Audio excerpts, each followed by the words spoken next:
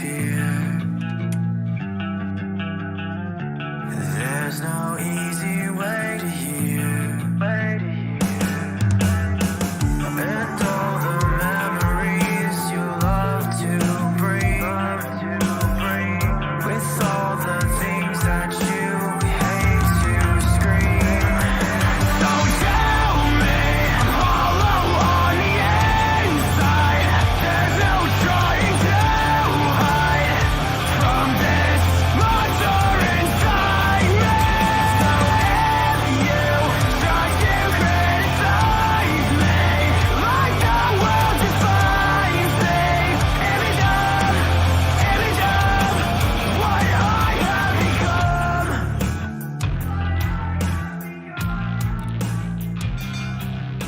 Welcome back to the Browns Beat podcast. I am one half of your co-host. I'm Tristan. I'm here with my man Derek. Derek, yet again, another loss for the Cleveland Browns, falling to the Philadelphia Eagles. Final score 20-16. Apologies. I don't want to give us one more point than we deserve today. I just don't have the emotion for this anymore, Derek. Just what were your thoughts? Pain and suffering. It's funny when you change nothing changes. It's funny how that works. But before we get into the Browns, I want to talk about it because Tristan, there is one good team in the sports landscape in the state of Ohio. And it's your Cleveland Guardians, folks. The Guardians, just want to give a quick shout out, talk about this for a second. The Guardians move on to the The Guardians move on to the ALCS to face the Yankees after a Lane Thomas grand slam. That stadium was electric. The Jake Progressive Field, whatever you want to call it, was electric. This team is fun. And thank God there's one team in Ohio that is doing something good. It was just awesome. And Emmanuel Classe's entrance, by the way, wild thing, shades of John Moxley, for those of you who get that. That was absolutely sick. Just, Tristan, everything about this baseball team right now is on fire. The Browns are too, just the wrong fire. No. The Guardians are lighting the field on fire. The Browns are on fire in the dumpster out back a Denny's. Okay, that's where we're at with the Cleveland Browns. Like the Guardians are like burning other teams and killing them. The Cleveland Browns, their dumpster is burning like used heroin needles. Okay, like that's where we're at. Oh my gosh. Yeah, there's trust me, there is no comparison. Actually, there is a comparison. They're exact opposites. Yeah. And one last thing on the Guardians, real quick, for all you Tigers fans out there. Lane Thomas hit that I know you guys know this, but Lane Thomas hit that grand slam off of Skubal, which is like Mr. Untouchable. Like nobody's gonna hit off of him. Just like I'm genuinely, Tristan, it is a miracle that the Guardians are playing as well as they are right now. Oh, yeah. Because if the city of Cleveland didn't have the Guardians playing as well as they have right now, what would this city be? I mean, this city would be an absolute wreck. Yeah, exactly. That game, it was so amazing because I was watching that game and I was at work and I was getting ready to close out for my shift. So, for my job, like it's just me kind of running a store. I don't have like a lot of responsibilities other than just make sure like nothing goes to crap, right? And so I'm watching the game on my phone, just casually kind of waiting for the person who I'm switching shifts with to come in, because it was like about 5-10 minutes before they came in. And so I'm standing up, backpack on, ready to go, just watching this. I see Jose get hit. I was scared. Obviously, like the announcer said it was his hand. Luckily, it wasn't. It was just the forearm. He was fine. got the run to tie it up. Beautiful. And then there was that Lane Thomas hit, and I'm kidding you not, Derek. When I saw the swing, I heard the pop of the bat. I was like, did he really just, like, I couldn't believe it, right? And then I see him just toss the bat over and start just walking down to first base, and I was like, oh my God, he didn't, right? And then they show the picture of the wall. I was like, oh, that's the left field wall, though. That's a high wall. I don't know if he's gonna clear it. Clears it perfectly. Like, you see the fan catch it. Which, by the way, there was a great story about that was recently making the rounds on Twitter. Apparently, the person that caught that ball gave it to, I believe it was his special needs cousin as well, and they bond through baseball and such and like that. It's a really cool story. So, just side note, but let's get back. And then just as soon as it cleared, I was giddy and giggling like a little girl. It was amazing. Like, I was like, oh my God, I was jumping, I was like kicking my feet, I was just so excited, and that thrill that I felt. It's the first time I felt that with Cleveland sports since that Thursday night football game you and I were at, the Jerome Ford touchdown in particular. That was the last moment I can remember where I was like, oh my God, like, just it was and great. I was so happy. I was quite literally mid piss. Yeah. I mean, it was crazy. Midstream. Anyways. For those of you who don't know, let's put that in context real fast. Derek just peed so himself happened... in the seats. He was happy. No. He's like a little puppy out there. No. I just so happened to go to the bathroom at the one point in the game that happens. And I've said it a billion times, but I'll say it again. It was crazy because everybody in the bathroom, obviously, all Browns fans, and then all of a sudden just a roar in the stadium and then a roar in the bathroom. And it was insane. But no, I did not piss myself mid Browns game. I just want that on the record. Yeah. Although they piss themselves every week, so you know what? Let's just dive into that. Right. Great segue there. Yeah, but final thing I will say as well, because I think it's kind of going a little bit under the radar. Oh my gosh, I'm forgetting his name. The setup man for Class A. Oh God. Hunter Gaddis. Thank you. Yeah. So that strikeout when they had the bases loaded to end the inning when it was 5-3, that for me was the moment that one clinched it in, because that would have, in comical perfect Cleveland sports fashion, that would have been the moment where it went sideways, and it didn't. So and that was great by him. He didn't have a great day, but I thought that in that moment when he needed to be great, he was, and that was awesome to see. And then the Class A stare down, Kerry Carpenter staring him down, that was pretty iconic. So it's so amazing how I can smile talking about the Guardians, who, I'll be honest, I really only watch maybe 2 games every year, and then I focus on the playoffs. And then the team I choose to love to the end of the earth and back, just smacks me in the face with a pile of dog shit. That's what it is, and that's what this Cleveland Browns football team is like right now, and that's what the experience is. Derek, notice how we're avoiding talking about the Browns. We're delaying the pain. The funny thing is the only other thing we could talk about is Ohio State won. Oh wait, no, we didn't. Yeah, and that hurts. And I could go on I'm sure. I could go on a tear. Let me tell you, ladies and gentlemen, this is probably going to be released. It's Sunday night as we're recording it. This will probably be released either tonight or Monday morning. Me and Cozy are doing the Buckeye Beat podcast tomorrow, and let me tell you something. Get ready for that, because if you want to hear 2 degenerates rip into a football game, oh my gosh, that is going to be. I can't. Okay. What? Sorry. So Aiden Hutchinson, he went down injured in that Lions Cowboys game. Apparently, he needed emergency surgery for a compound fracture in his leg. Oh, they had to do an emergency surgery for that shit. Wow. Oh, Pardon me. Jeez. No, you're good. I've sworn so much to the start of this episode. I am so sorry, guys. But I don't wish him the best, obviously, with his recovery. He was having a great season up until that injury. Sucks for the Lions, and wish him the best because he certainly was having a great year. Mm-hmm.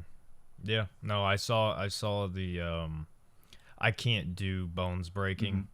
That's one thing I cannot do. Yeah, like what was the Paul George one? Like I'm with you, Derek. I'm with you. Yeah. See, because then when you break a bone yourself, you know what that feels like, and you're just like, oh, like I can't. Yeah. No. We delayed as long as we could, I think. We're 10 minutes into this recording. We still haven't talked about the Browns game. I said the final score earlier. I'll just repeat it again because why not? 20-16, Philadelphia Eagles win. Derek, I don't even know where to start with this because when we look at the game, it's so it's just so frustrating, I guess. Although honestly, I can't even say it's frustrating because I expected it. This is what I've come to expect of this team. It's a bad football team. So why don't you just start with the side of the ball that I think is the talking point right now. Let's talk about this offense because still 6 weeks into the season, over a month and a half into the season, we still have not scored more than 20 points in a game.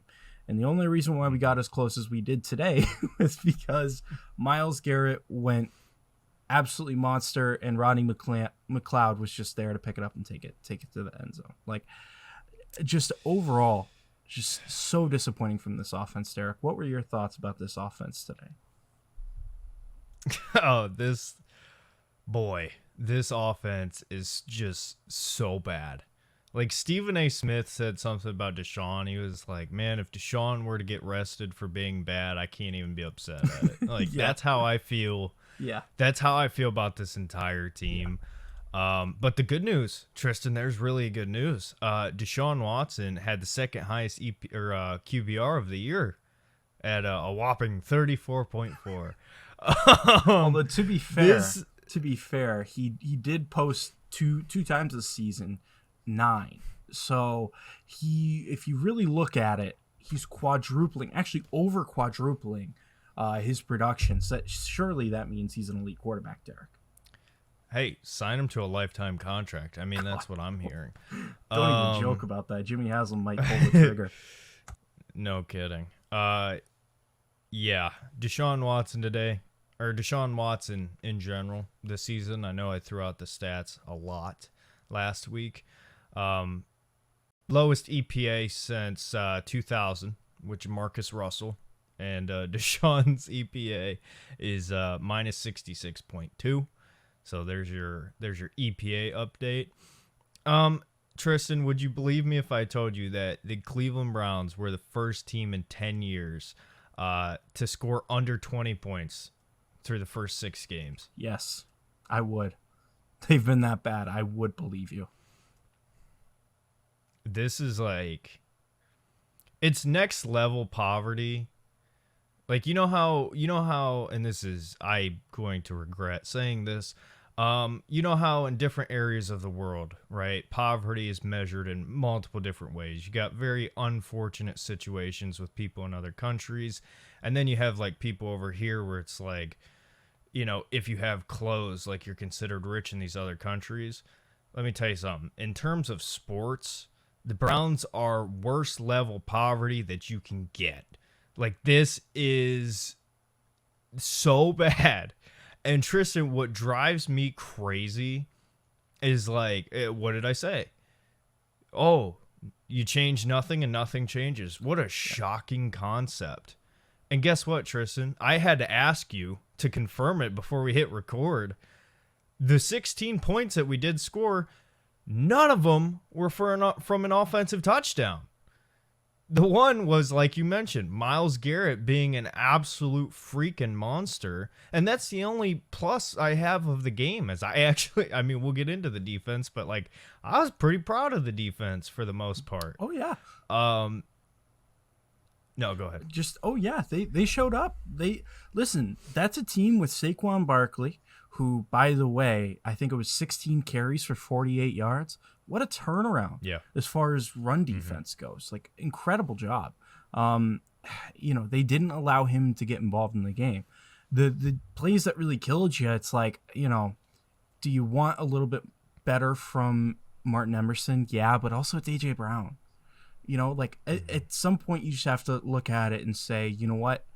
That's a quarterback putting a ball up for his very, very good wide receiver, and he just made a play, right? Fair enough. Like, a lot of, and outside of that one breakdown in coverage with Devontae Smith, outside of that, defense was great. It was not the problem in this game at all. So, now, well, I'll let you finish up on the offense before I get into it. I was just gonna say let's throw out some numbers here, because obviously we have to talk about 4, as we do every week as long as he is starting. But let's just throw out the numbers. So Deshaun was 16-23, 168 yards, no touchdowns, no picks. He went 10 for 10 in the second half, which, boy, I cannot wait till we talk about him specifically, because the stat watchers are insane. Receiving, Cooper had 4 for 42. Pierre Strong was our second receiving leader for 2 receptions, 35 yards. Jerry Jeudy, 1 for 35. Njoku, 5 for 31. And then in the run game, Pierre Strong, 8 carries, 43 yards. Donta Foreman, 10 carries, 35 yards. Important to mention, Jerome Ford did get hurt, so that is the reason why. I mean, not that he would have done anything too crazy anyway, but just being fair, the reason why he's not on this stat sheet here is because he got hurt, and hopefully he can get healthy soon. But the last thing I wanted to say before I throw it over to you, and then we can get into the specifics of everything. The Browns are the only team not to have a 200-plus yard passing game this year. So, with that being said, Tristan, just general thoughts and comments, concerns, therapy, torture, pain, and suffering. Yeah. So, after the game, I tweeted, and you kind of touched on this yourself as well a couple of times. After the game, the first thing I tweeted was, nothing changes unless nothing changes. And, when I first, when you first read that, it looks like, what do you mean nothing changes unless nothing changes? What I mean by nothing changes unless nothing changes is, in relation to the Browns, nothing is going to change unless this offense, which is currently nothing, it gives you nothing. I mean, seriously, nothing. Nothing, Derek. Nothing. It gives you nothing. 9 points. I mean, literally, the Pittsburgh Steelers just dropped 32 on the Denver Broncos. And that's like, you could have traded for Justin Fields and you could have gotten more out of him than what you're currently getting out of Watson. It's just like, for the investment, especially in this offense, you're getting nothing. Absolutely nothing. And so nothing is going to change unless that nothing, the offense, changes. I said last week, I'm not willing to give up on the season until, because we have that one more bullet in the chamber, and, we have to pull the trigger. I still kind of feel that way.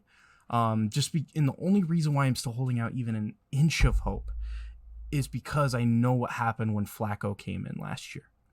And can Jameis do that same thing? Because if he can do that same thing, I mean, if this offense can get going, this defense, when they're actually, believing in their offense, they can stop anybody. They absolutely. And if you force teams into shootouts, you're playing into our defense's hand. Our defense is built to be able to defend the pass. And today they did a lot better against the run, but they're usually not built for that. I just look at it and I simply say this, you know, I don't know what's going to happen next week.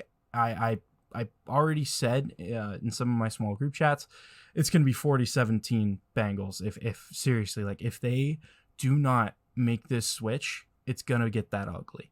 And this might be quite possibly the ugliest home game we see from any team in any city this season. I'm expecting Boo Birds early and often. I'm expecting them to be loud. Heck, if it's really out of hand, I would expect like people to throw stuff on the field, Bottlegate 2.0, just because the expectations of this team coming in are just simply not being met. And that is instantly going to be one of the most hostile crowds in the league. Easily. But as I say that, this bullet that you have in the chamber, right, can instantly turn this fan base into one of the most angry, disappointed fan bases in the league. If you pull that trigger and it hits even just near the target, this fan base will be so much happier. One of the happiest fan bases in the league, right? This cloud that is hanging over this team, it needs to go away, and you can make it go away. But for some reason, I'm sure we both know what that is. It's not going away. So I'm over it, Derek. I'm not going to get emotionally attached to this team until they give me a reason to actually have emotion for this team. I mean, really, it's that bad. It's that bad, Derek. I quite literally today during the game, Derek, I was just passively watching it on my phone. Like I wasn't taking notes. Like I'm usually like very, very invested in these games, like making sure that I remember all the important moments that I want to bring up on this podcast. At this point, if I'm not remembering a lot of the stuff that happens in the games, I'm happy, because that means that I'm not having to remember all of the dumb, stupid little things that have caused this team to lose games inexplicably. I mean, one that sticks in my brain that instantly is just going to make me upset is the fact that, right, you did a good job to get inside the 5-yard line, 3rd and goal, right? This was so 3rd bad. and goal. Instantly, So false bad. start, back up 5 yards, 3rd and 8. Try to do something, nothing happens, right? So now you decide, you know what? Let's go for it. 4th and 8. We're going to go for it. And before you can even get the snap off, another false start. And you're back on the 13. And you're forced to bring your kicker out because there's no way you're converting a 4th and 13, especially this offense. Not a chance. Honestly, I thought it was ballsy going for it on 4th and 8 from the goal. Like 4th and goal from the 8. You know, I thought that was even ballsy. Like I wouldn't have done that. I would have just kicked it from there. You know what the craziest thing is, Tristan? Not to cut you off. Yeah, no, it's fine. That's not what I thought you were gonna say. Honestly, I thought you were. honestly, don't say it. I don't want to remember it. Okay. just not right now. You can bring it up. I'm kidding. Go ahead, talk about it. What did you think I was gonna say? No. So what? Obviously, that infuriated me too. What infuriated me the most was how we get down, and correct me if I'm wrong, it's either 3rd or 4th and 1, and Kevin Stefanski, man, Tristan, I said it. I don't want him fired. I still believe in Kevin to an extent, but it's getting harder and harder and harder. And when you do a jet sweep, not to Elijah Moore, not to Jerome Ford, which I know both of them got hurt, but point being, not to Jerry Jeudy, not to Amari Cooper, not to anybody else, Cedric Tillman. You do a jet sweep with 1 to go to Cedric Tillman, and we're surprised that gets blown up. Like, bro, I can't continue to defend Stefanski. I really don't know how. Like, I don't know how anymore. And it's like, if you wanted to give a young guy some reps, have that be Jamari Thrash. like seriously. Oh my, no, just yeah, no. I was successful in forgetting about that, and I'm glad I was. But it's important to remember that. Because that was bad. Sorry. That was no. Hey, it's okay. It's okay. Yeah, Derek, let's get into specifics before I have a brain aneurysm. So I guess let's just start with the quarterback, because that's obviously the number one topic of discussion. I talked about it. You got to make a change. You got to make a change. You got to make a change. After last week, I said that, we have to make this quarterback change, and it's not necessarily all Deshaun Watson's fault, obviously, but you just need to do something at this point.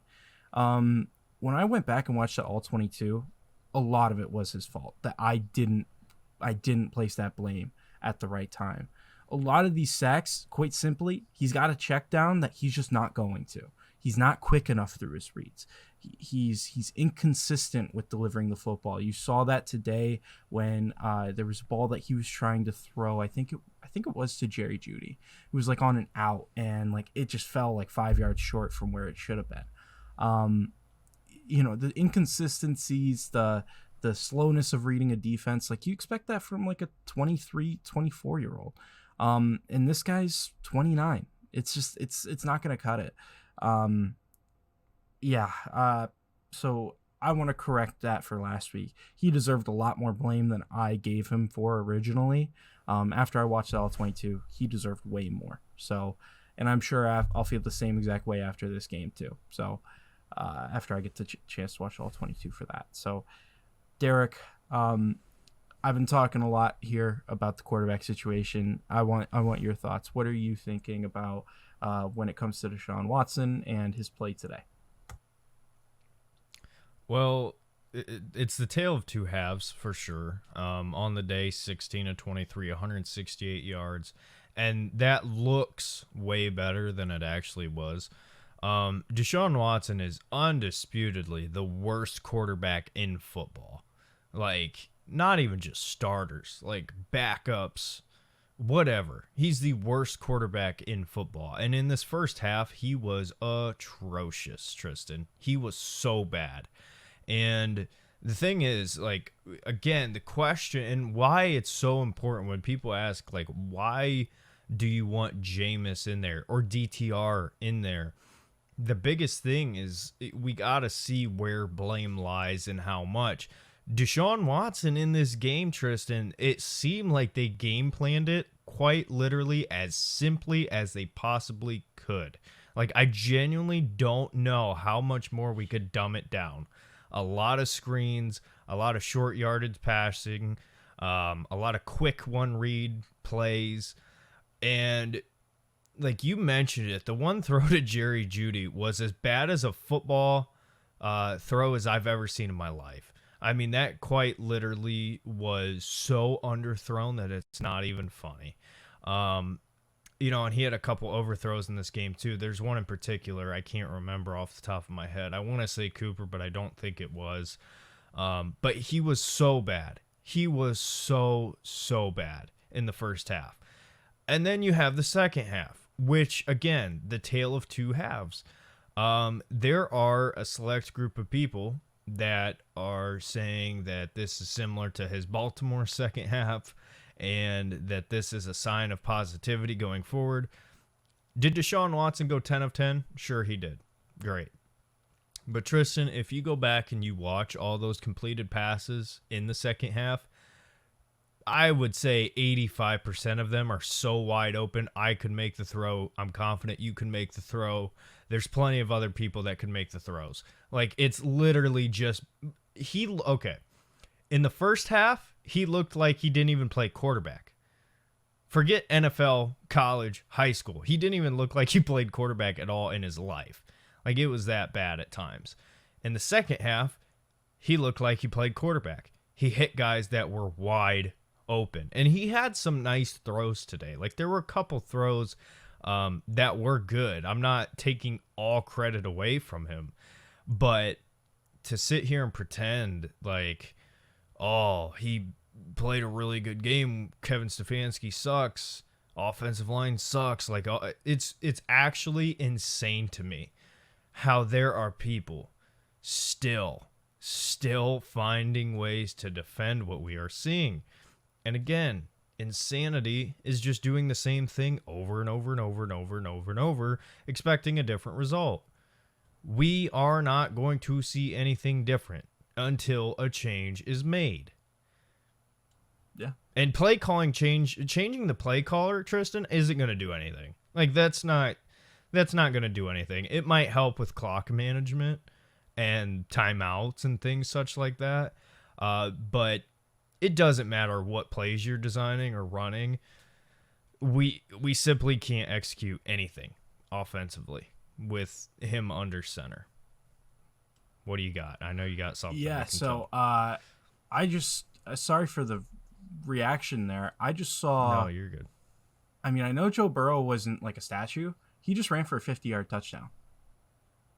He ran for a 50-yard touchdown. And guess who we play next week? I know. Yeah, I just. Oh yeah. Which, by the way, before I forget, I have to mention this. If you are going to the game next week, anybody who's going to the game next week, Browns, Bengals in Cleveland, I beg you, please make your voice heard. The Boo Birds, you said it, they're going to be out. They need to be louder than ever. You need to be chanting for Winston. You need to be calling out this bullshit that we've been watching. Because the reality of it is, Tristan, this ownership does not want to make a change. And they are not going to make a change until it gets so hostile that they have to make a change. And they're forced to make a change. And listen, I'm not saying that people have the power. Obviously, it's Jimmy's team. But Tristan, the rhetoric, and I like Mary Kay Cabot. I think she's great. But she is the voice piece right now of the Haslams. If you watch any interview she does, she is very obviously the vocal piece of the Haslams right now. And she is, and again, I don't look at it as her opinion. I look at it as what she's being told to say. And the message that's being sent down is, oh, we gotta see, like, you can't give up on him yet. Look at all these other issues. Until we as a fan base step up and make the point known that this is not acceptable and will not be accepted, nothing is going to change. Kevin doesn't hold the power to make a change, even though I think he should. He might get fired regardless. If I were him, I'd just be like, nope, we're making a change. And if they don't like it, fire me. But we have to make our voices known. It has to be known. Yeah, absolutely. And all I can think about, Derek, is imagine they keep forcing the issue, right? They keep putting him out there. They keep doing it because they just will not take him off the field. Derek, we're going to the Browns-Steelers Thursday night football game, right? On national television, like nationally broadcasted, are you really going to have your fan base, your home fan base, absolutely the entire time booing you out of the stadium on national television? I'm repeating that again because the whole nation will be watching that one game. And guess what, Tristan? Yeah. We have 3 straight home games now. We've been on the road for these last few weeks. Yeah. 3 straight at home. And that's why I feel like it's going to happen, because the environment that these fans are going to create, it's not going to be comfortable. It is not going to be comfortable, and they're going to make their voices heard, and it is going to be reported on. You're going to see it from the Schefters of the world. You're going to see it from the Rappaports, the Ari Myrovs, the Jordan Schultz. They're going to report on this stuff because it's going to be obvious. If it doesn't happen, if a change does not happen, it is going to get so ugly so fast. That's why, honestly, like, I personally don't see how he makes it out of this Bengals game unless if he really just turns it around and does something crazy. But I mean, at this point, he's played some of the worst passing defenses in the league, and he's still been terrible. So I don't see a way he finishes the game as the starting quarterback. And by the way, Kevin Stefanski already announced he's still the starter, which is crazy to me. But again, I don't think he has the power to make that decision. I just don't see how Deshaun can make it through a week at home, especially against Cincinnati, who Kevin's had so much success against in his time here. I would find it really hard to believe Kevin would be willing to accept losing to a team that he has absolutely whooped. Like, that's been his trademark here. Like, let's not mistake it. I mean, yeah, they beat us last year, but we were resting all of our starters for playoffs. Like, you know, we outside of that, like, I mean, the first time we met week 1, whooped them. That's how far we've fallen. I know, Tristan. I know. We were sitting our starters for the playoffs. Yep. Mm-hmm. Tied for the second best record in the AFC. Yeah, Derek. Yeah, that's the fall off. Tied for the second best record in the AFC, which, by the way, we did have the second best record in the AFC after, like, the point differentials or whatever. I don't know, whatever the playoff scoring system was. I'll remember it closer to playoff time, but of course it won't matter to us. Yeah, but technically we were the second best team in the AFC, and then what happened in Houston happened in Houston. So,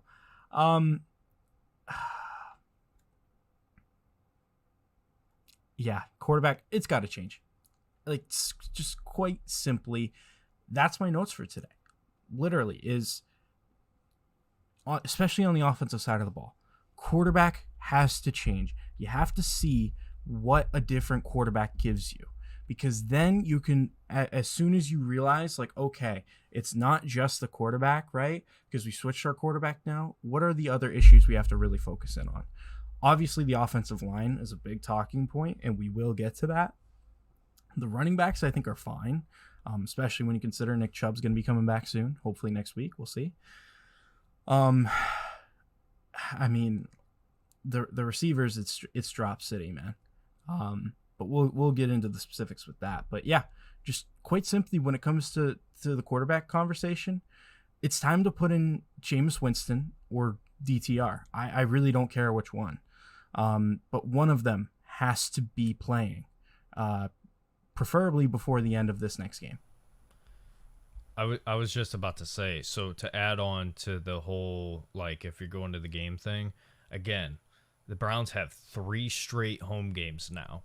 If you're going to any one of those games, you need to be screaming for not just Jameis Winston, but also DTR. Like, I don't care how we have to do it, right? American sports, fans are crazy, fans are great. The Browns have one of, if not the best fan bases in the NFL. We gotta do it. Like, there has to be Jameis chants ringing throughout that stadium. There has to be DTR chants ringing throughout that stadium throughout the next 3 games. Like, until a change is made, it has to be like a protest every Sunday inside that stadium. Like, Tristan, correct me if I'm wrong, I think that's the only way. Like, I genuinely don't think that Deshaun Watson can play bad enough for them to bench him, or they would have already done it. Yeah, I tend to agree with you, Derek, because if it was based on performance, he would have sat after that Washington game, because that's the moment where it was painfully obvious to everybody. It was the same thing with Baker and the Packers. That was the moment, like very, very obvious that it's just not going to work. Yeah, it's just we're just gonna have to force this. We're gonna have to press the issue. We're gonna have to force it, and it really shouldn't have to be that way. And if it was most other organizations in the league, I don't think it would be that way. but this is what we have, sadly. So, yeah, force the issue for sure. For sure. Honestly, I would just, the whole time the offense is on the field, especially if they really start slow and they are just not getting it done, just keep chanting, get off the field every time they step on. Every time they step on, get off the field, get off the field, get off the field, right? Because then they'll get the message. And you know what? Maybe some of the other players that are putting their body on the line for this team will get that message too, and it will ring home with them. It will get them angry, and it starts to create a chain effect, chain reaction inside of the actual building. At this point, we got to do whatever we got to do. I mean, it sounds terrible, but that's just how it is right now. At least that's how it feels to me. Yeah, I just I want this to end. I want it to end badly. It's gotta stop. It's gotta stop. Cause yeah, this is just so ugly. 1-5, Derek. 1-5. I'm pretty sure you predicted them to lose only 4 games the whole year. 13-4 was your prediction. Mine was 12-5. So I think we're a little bit off. And the most. What do you mean, dude? Speak for yourself. 4's going to turn around and we're going to go undefeated. That's what I'm told. That's what I'm told. Shut up. That's what I'm told every week. But when I said what I said about pulling the trigger, that expires after this week. Because you can still save the season. If you pull the trigger this game, you're able to come back and win it, right? Because, again, I assume Deshaun's going to be starting. But if you can get Jameson or DTR in, they're able to fight back, win the football game. Now you've got an in-division win with all of your divisional games still to play. And that is very, very important. It is, right? So if you lose this game and it's bad, your record already sucks as it is. Yeah, just it would essentially, without a shadow of a doubt, kill your season. Without a doubt. I mean, you would have to pretty much win out to even have a chance. Like, maybe lose 1 game. Maybe. Like, and even then, it would have to be to an NFC team. Yeah, it's just, it's not good right now. It's really not good. That's the best way to put it. So, but yeah, I don't know about you, Derek, but I'm ready to move on from the quarterback discussion. We are quite a ways into this recording, and we tiptoed around talking about the Browns and then only got to the quarterback. Yeah, I'm ready to move on, and I'll go first on the next stuff because I'm just gonna loop the two together. Receiver wise, I really have nothing to say. I think a lot of these guys are more so one. I think Jerry Jeudy is getting a lot of hate when I think he's been the only bright spot on this team, and I'm completely fine with him being a big time role player at receiver for us for the future, outside of this disaster. But like, we have no receiving game. The run game, Tristan, was actually pretty improved because we saw a little bit of a change. The Browns started going back to some of Kevin's bread and butter, which is kind of like, again, a positive sign, but it means nothing if the guy throwing the ball is the same. So that's all I have to say. The receiver game, I can't really judge. Mari Cooper's still not playing well. He's not going to be here much longer, I anticipate. The run game, for 2 bums to get 43 yards and 35 yards is better than what it was. So yeah, there's my input on the rest of the offense. Yeah. And if I'm gonna go full conspiracy, which I hate doing that because I hate conspiracy stuff, but you saw more of the traditional Kevin Stefanski offense in this game. You saw us really start to do a much better job of establishing the run. You saw more under center. If I will be, a conspiracy theorist, I would say, are we prepping to move back to our regular offense with the change of quarterback, and we're just slowly integrating it. If I may be a conspiracy theorist, right? Because one of the things that was well reported when we originally got Deshaun Watson was that we were going to move on from Baker. If it wasn't going to be Watson, Jameis Winston was pretty high up on that list. And I wonder if Jameis is somebody that Kevin views is capable to run his offense the way he wants it. I think it's very interesting to look at that. I really do. It'll be interesting for sure to see what exactly this means. Does it mean that maybe next week we're going to see a bit more under center, more play action, more of the 12 personnel? What does this mean, right? I don't know, but we'll figure out next week for sure. So anyways, any more final comments on the receivers today? Yeah. As far as, again, like, and this is why I have a hard time really honing in on guys and being angry at them. Amari Cooper is the only guy because he's just making ridiculous drops that it's like, just dude, come on, you got to be better. You got to be better. Jerry Jeudy, it's hard for me to be critical of him when he only had 3 targets in this game. One of the ones that he didn't get, we talked about, terribly underthrown. Like, I mean, what do you expect the guy to do? Throw it to himself? like seriously, like it's not his fault he's not getting opportunities, right? If you're remember, oh, sorry, go ahead. No, I was just gonna say, remember when we were talking about Jerry Jeudy and we were like, dude, look at the quarterbacks that he's played with. Like, no wonder he's not having the production. Mm-hmm. This is the worst one he's played with. 100%. At the end of the day, listen, if you want to be mad at Amari Cooper for dropping constant drops and he's getting like 8 to 12 targets a game and he's just not making the most of it, fine. That's right to be angry at him, in my opinion, at least. Jerry Jeudy getting 3 targets, again, one of which was crazily underthrown, so really only 2 opportunities. Come on. Like, that you can't go that hard on the guy when it's clear there's a problem at quarterback.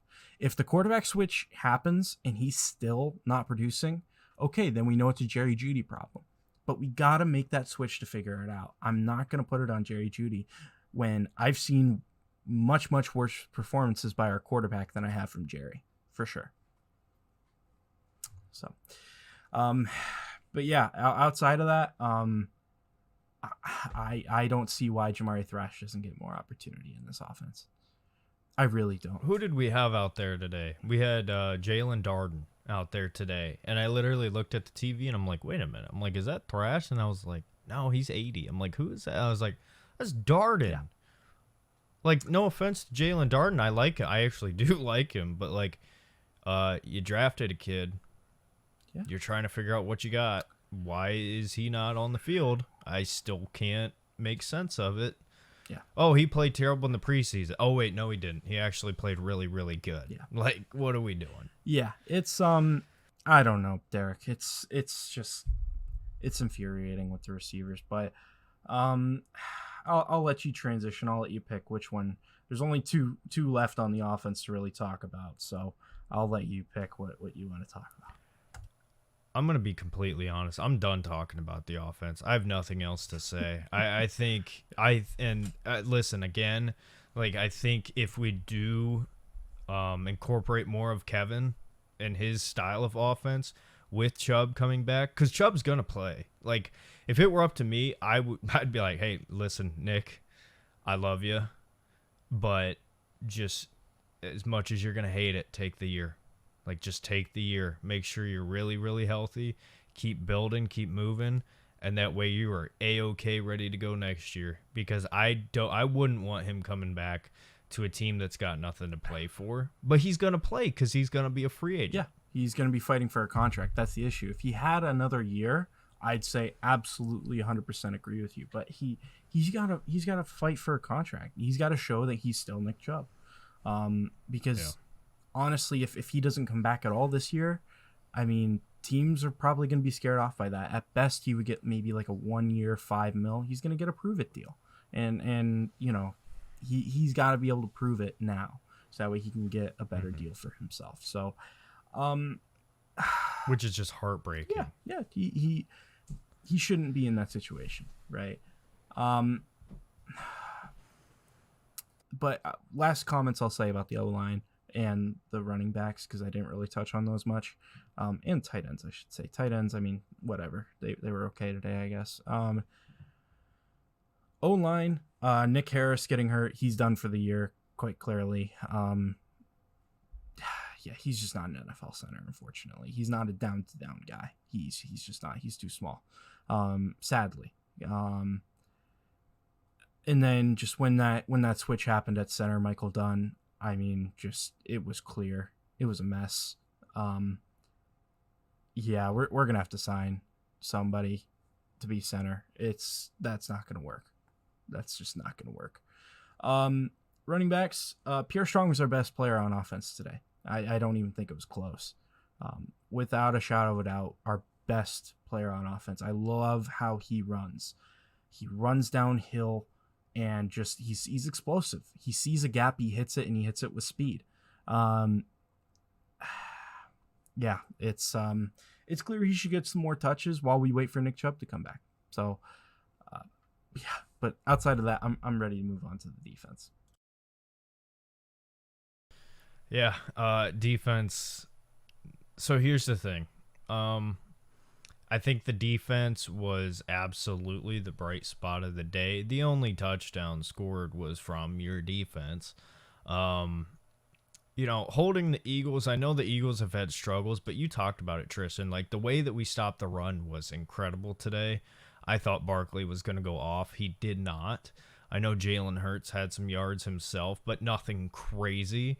Here's the thing, right? When I talked to G. Bush, he had said, like, I think you have to have dudes at 3 levels, right? D-line, linebacker, and in your secondary. Like, you have to have one dude. And it's very obvious who those guys are for us. It's Myles Garrett, JOK, and Denzel Ward. And I think all 3 of those guys played really, really good football today. Myles Garrett had himself like a Colts game today that he had last year. Maybe not as crazy, but for a guy who is hurt, playing injured, to do what he's doing is insane, Tristan. And for me, that's the thing is, like, we can talk about, like, what do we do from here? Who do we get rid of? Who do we sell? As far as our players go, I'm sorry. Myles is staying. Like, as long as he's willing to be here, I can't let him go. Same with JOK, same with Denzel Ward. Like, those 3 guys, I think as long as we have them, I think this defense is going to play middle of the pack at least. And Tristan, the big thing is, like, for all the offensive struggles that we've had, and I mean, the defense was on the field way too much today, but I thought this was the most help they got from the offense as far as sustaining drives go. Which, by the way, the Browns are 0 of 25 on 3rd down when Deshaun Watson is in at quarterback. I had that one off the top of the dome. I know they have like 1 touchdown on their last 29 offensive drives. I know that, which is insane. Yeah. Yeah. Yeah. No, terrible. Absolutely terrible. Horrendous. But, the defense has been put in worse spots throughout this year. So, I think the offense did them a little bit of a favor. That's really not saying much. No, yeah. Really not saying much. But, I mean, Tristan, all in all, like, I thought the defense played well other than Greg Newsome. Like, Greg Newsome, trade him. Get him out. Like, he's nothing. And I know it's A.J. Brown. I know it's Devonta Smith. I know. But, man, when we're talking about guys for the future here and, like, we have to really be careful with our money, Newsome's not somebody that we're keeping long term. And Tristan, I go back to it. Like, man, I would have traded him last year, and I think his value has tanked even more. I don't know what you can really get for a Greg Newsome, but like I don't know. I don't think he is worth anything, in my opinion. Maybe it's unfair to say because he had a really bad day today. But, you know, aside from him, I think, again, run defense was incredible. I think the pass defense at times was really good. Denzel Ward had himself a day. Like, I know I already mentioned Myles had a day. JOK had a really good day. But Denzel had some nice pass breakups today. That really would have changed. This game would have been a lot worse than it was. So, again, defensively, if we had a competent offense, I'm confident this defense is like, I don't know where we're ranked now, but I think we would at least be borderline top 10 if we had a competent offense and these guys weren't winded constantly. So there you go. Only other guy I wanted to talk about, Tristan, I didn't really pay attention, and I know you probably didn't either, so we might both not have this answer, but Mike Hall, did he do anything today? I heard he had a good game. Personally, I was just kind of mindlessly watching. I'm not devoting more emotion to this team than it deserves. I mean, I heard he had a good game, but again, who knows? I mean, at the end of the day, did it really affect the result? Did it really matter? Right? No, unfortunately, it did not. But yeah, no, I mean, it's clear that the defense came ready to play, and they played well.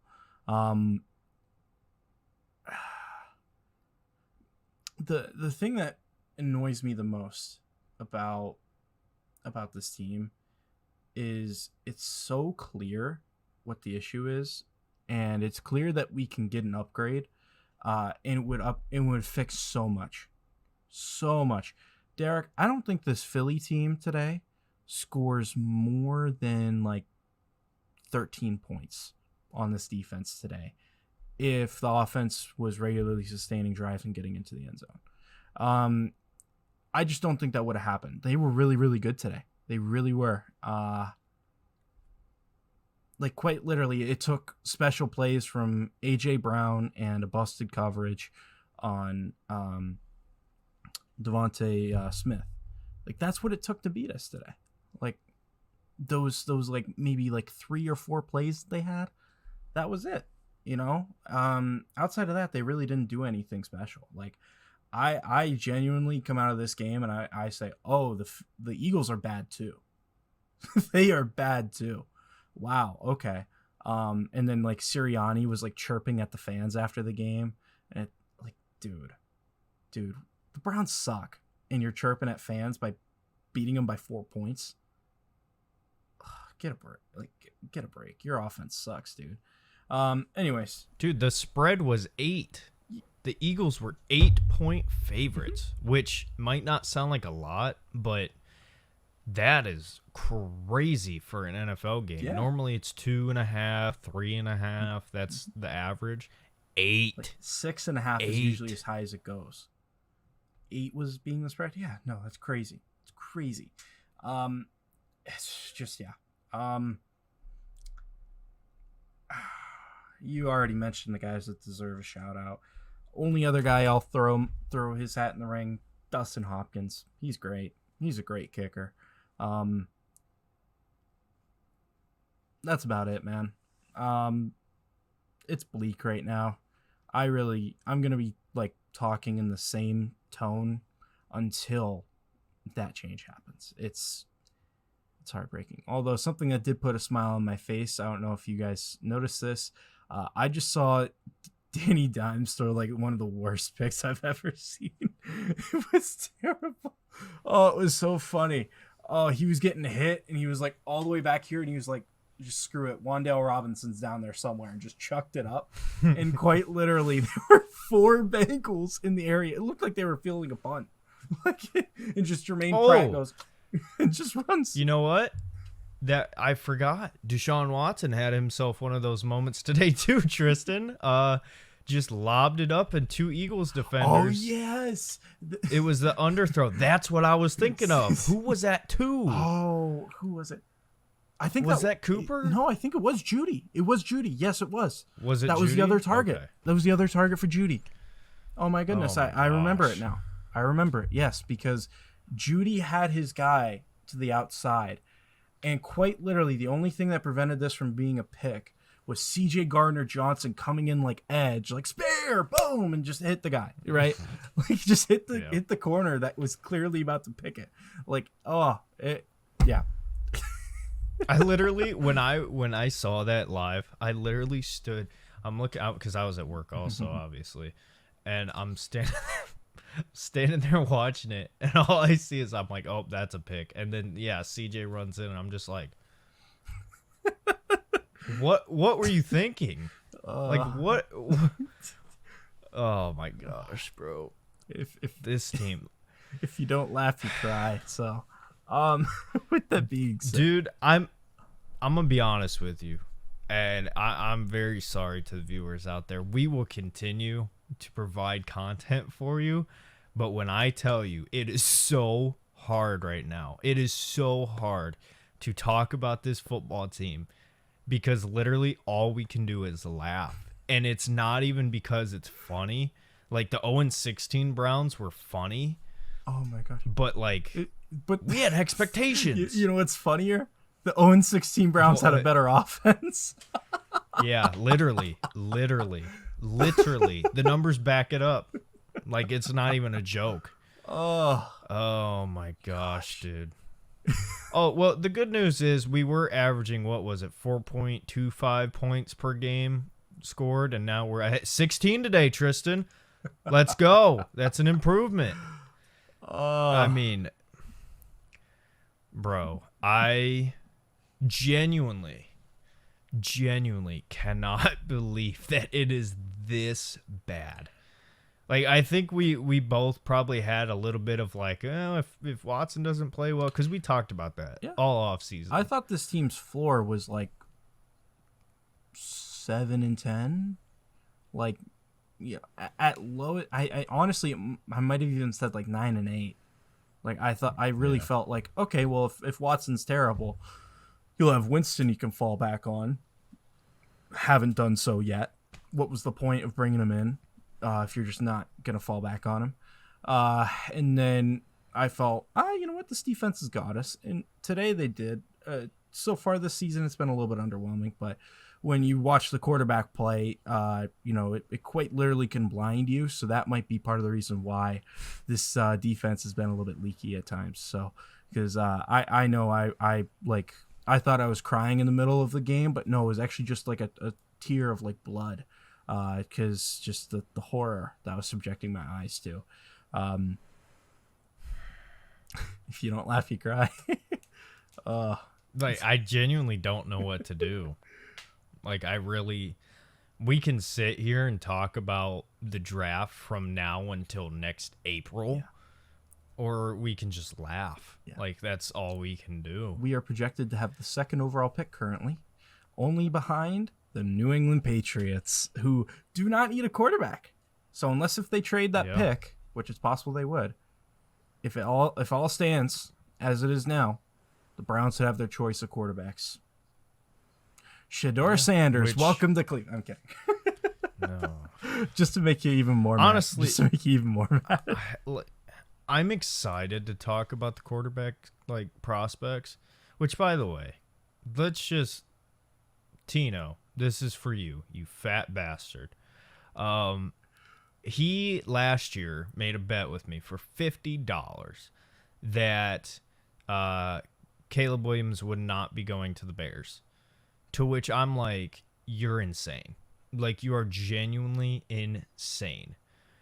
And he made a bet with me. I'm not going to disclose the amount of money, but I will say more, that the Browns won't pick a quarterback with their first pick. To which I said, I understand your argument, but you're crazy. Like, the Browns are going to be picking a quarterback. Like, that's what's going to have to happen. Yeah, I mean, I still think we should sign a vet because a vet gives us the best chance to win now. And ultimately, this team is in win now mode. I kind of want it to be similar to like Alex Smith with Pat Mahomes, that type of handoff where, okay, this is a good team, but we've got a quarterback that's going to help us win right now while this guy just kind of develops in the background and can take over any year. Yeah, well, we might have that guy already, but oh wait, we don't want to play him, so why does it even matter? I mean, yeah, exactly. Yeah, just it doesn't make sense to me. It doesn't. I mean, I hope that after next week's game, I can say, okay, well, it's clear what it was then. They were trying to slowly incorporate Kevin Stefanski's offense back because he can't make all of those moves at one singular time. That'd be a bit too much. So they made a step for this game, and then they put in Jameis or DTR, whoever, and they converted completely to the Kevin Stefanski offense. Like, okay, that makes sense. If it doesn't make sense after this next game, then what the hell was the point? Like, what the hell was the point? It's just, I don't know. Yeah. I can't do this anymore. I have nothing else to say. Seriously, the only thing that gets me excited talking about this team is what are we going to do with our draft pick? Like, that's the only thing. Like, oh, you know what? There's actually quite a few good quarterbacks. Like, who knows? Maybe the bye week or something will come up with some type of videos or something like that on quarterback prospects we like early on. I don't know. But regardless, it's a nightmare right now, and we just need to escape it. Yeah, so let's put ourselves out of the misery for right now, Derek. Yeah. All right, everybody. Yeah, go Guardians. They're playing today. Go Guards. As you see this, so listen, all of the hope we have is on the Cleveland Guardians right now, which I honestly have more faith in them not letting us down than any other team in the state of Ohio, which let's go.